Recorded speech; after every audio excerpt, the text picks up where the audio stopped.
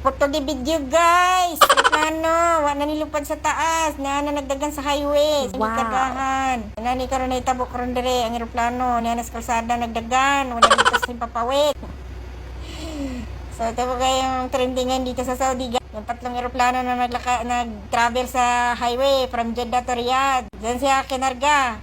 Napakaraming gulong. Saudia has astonishingly transported 3 large retired Boeing 777 aircraft, all the way from Jeddah to Riyadh, by road, for use at the new Riyadh Season 2024 Boulevard Runway Zone.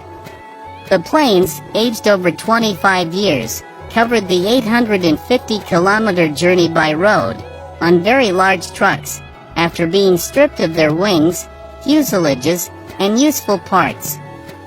The Boulevard Runway Zone will provide visitors with unique aircraft-themed entertainment experiences, including 5 world-class restaurants,